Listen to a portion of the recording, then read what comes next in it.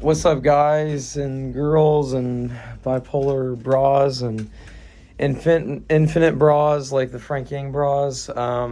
So we're doing a video today. What's my video? Oh shit. Well, I'm in the ER, so I've got some time to just kill and do whatever I want. And I've been listening to a lot of music and been using that as a relaxation technique. I don't need my mask in here because it's just me. But yeah, so I was, doing basically what got me here, guys, is I was dying to God's infinite love on the side of the road with my face planted in the grass, straight down. I became like a 1 centimeter piece of grass of God consciousness, just raping itself with love every single moment, crying, sobbing like a baby to a 911 operator so they could pick me up. Like, I called myself in. That's a difference you need to understand between me. That's a distinction between me and other people with bipolar disorder. Other people with bipolar disorder oftentimes aren't going to call themselves in.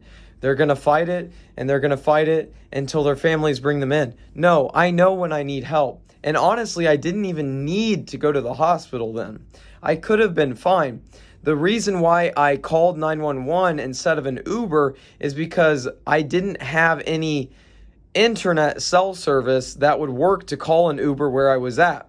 And I had bare feet and blisters on my feet from walking the entire day.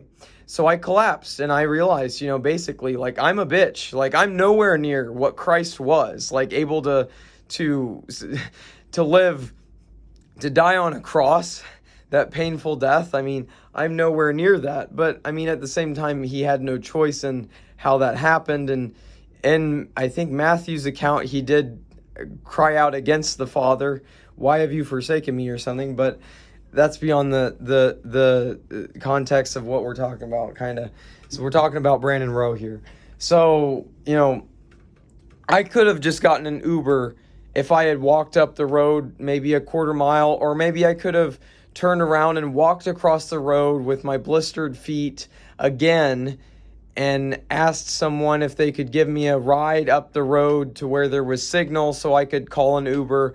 There were a lot of things I could have probably done differently, but I don't feel like I'm in the wrong place. Everyone here has been so nice. The paramedics were nice. The cop was nice who met me. Like, it was all a really seamless thing, except for when maybe a few hours into being in the hospital, I felt really constrained, and that's when my manic symptoms get the worst. It's not when I'm outside of the hospital, it's when I'm in the hospital that things actually get bad. Like, I was spanking my ass like a baboon trying to piss them off, and then they gave me a dose, of Haldol in the ass, so I deserved it. But, that's how it works. So I just wanted to say, like, there is a big difference between my manic episodes and the manic episodes of a lot of other people who you might be more familiar with.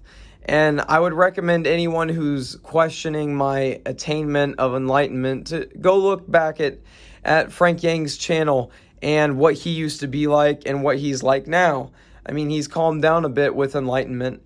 But honestly, when you first have it, when you first hit the PR, as he might call it, the personal record of, like having your first neurosamapati cessation, it's pretty fucking crazy, bro. And that's when you access the natty state for the first time. I'm in the natty state right now, baby. Natty fucking state. And it's good as fuck. Even though my feet hurt, even though there are things that I would like to be potentially a little bit different about this, I'm probably not as deep in the natty state as Frank Yang is. Like, I do think there are different levels of depth in the natty state. But all that I think the natty state really has to be, the main requirement, is that you've realized no self to such a degree that you no longer have to fight against the self. The self expresses itself fully. The awareness within the whole field accepts the self, accepting itself, and expressing itself. That's how it works. That's my interpretation of the natty state. Now, of course, the natty state is like, the cessation is living in the present moment too, and there's not really a division between the two because the cessation is ultimately an imagination. At the end of the day, the heaven is an imagination. It doesn't exist. Leo's right about that, but Frank Yang's also right that it does exist. Both possibilities are true. You have to realize that. Like, at the end of the day, that's the mind fuck. Is like both of them. The thing is, Naroda Samapati is imaginary, but it bears the greatest fucking fruits. Deep sleep is imaginary, you might say, from a consciousness-only perspective, but it bears great fucking fruits. It's what you need to stay grounded. It's what you need to live. And Naroda Samapati is like 10 years of sleep packed into a half second, baby. Like, imagine that. Imagine waking up from that much sleep, how much energy you would have if the grogginess were not a part of the equation, if it weren't allowed to be part of the equation.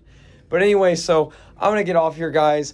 I'm probably going to get myself a little coffee and just chill out. I just got my Klonopin for the first time in here. Well, second time I've ever taken it. First time in this ER situation. So hopefully that's going to chill me out so I don't keep walking. I've literally walked a hole in my socks while I was in here. I walked so much. I walked a hole in my fucking hospital socks. And then, I think I stress fractured my right foot. They were taking x-rays. They haven't even told me the result yet, but whatever. It's fucking painful. The bottoms of my feet feel like, they're going to be like made of steel by the time I'm out of here. But they are going to possibly transfer me to a actual psych ward for probably, a few more days of care, I would think, just to make sure that I stable and level out enough days before releasing me. Because it is, at the end of the day, it is risky to release a manic person just in 72 hours of care. That's really kind of too quick to know for sure if the medicine's working right and if all the variables are where they need to be. So, I'm embodying stage orange. I called the ambulance, baby. All you guys need to realize that I called the fucking ambulance. I called 911.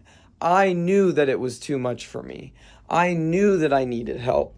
And I got that help, and I got the medication that I didn't bring with myself because I was being a fucking dumbass.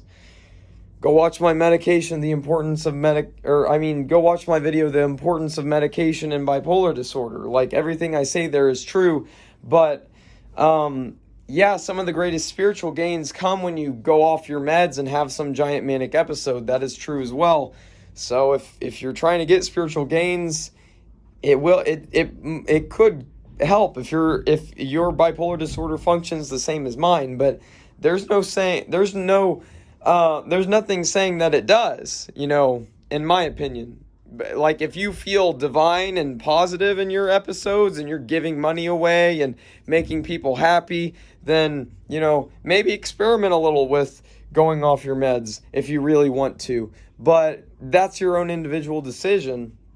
But I would say if you have anger issues and stuff, you need to try to resolve those first before you allow yourself to go into any manic episodes, because you don't want to hurt yourself or anyone else. And with that, I will leave you guys. Subscribe if you haven't already. Share this video if there's anyone you know with bipolar disorder or mental illness who you think would get value out of it. Hit the notification bell too when you subscribe so you can actually see my shit pop up, because subscribing doesn't even really do much anymore these days. Just stay posted, and more videos coming for years to come. So just keep watching, baby.